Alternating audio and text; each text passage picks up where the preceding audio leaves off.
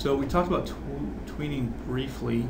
There's two types of tweening. Well, there's three types now, but really two main types of tweening. One's called motion tween, and one's called shape tween.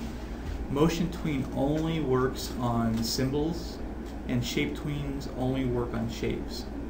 I didn't make this a symbol, so by default it is a shape. I can look in here and see that it is a shape.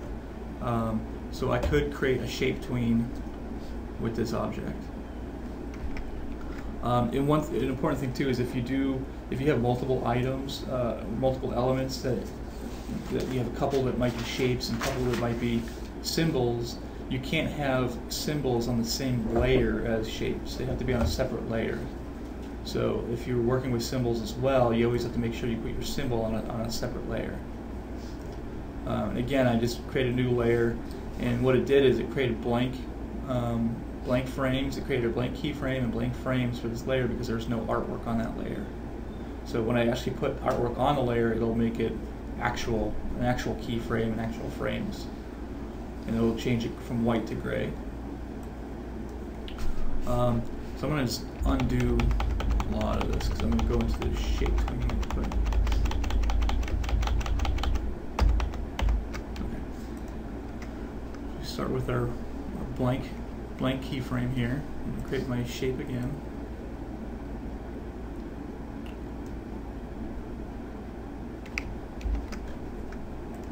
Actually, I'm going to create a different shape.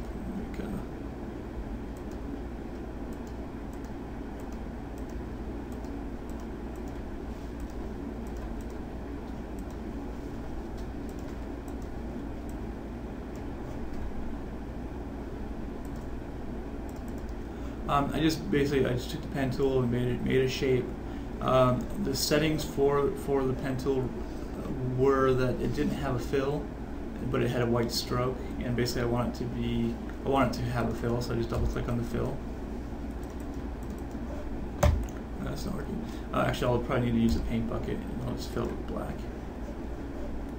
And then I'll just should be able to double click on the stroke, and I'll just make the stroke empty there. So now it has a fill but no stroke.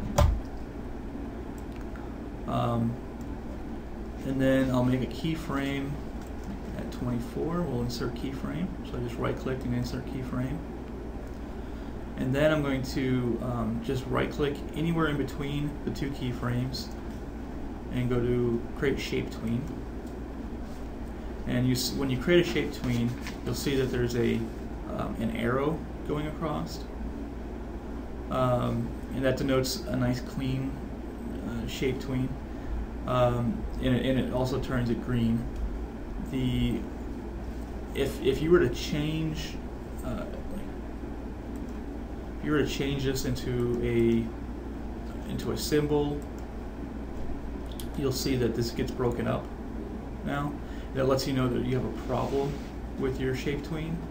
And if you do have a problem, because like I said before, you can't have symbols on a shape tween layer. So we basically, if you notice that problem and you want to convert it back, you just go to modify and click on break apart, and it'll make it a shape again. And you'll see that the timeline will change to that arrow, and that arrow again lets you know that you have a nice clean shape tween. Right now, though, it's not doing anything because I didn't change any properties of it. So I'm going to basically just morph this shape. So I'm going to click on, let me just grab points this way.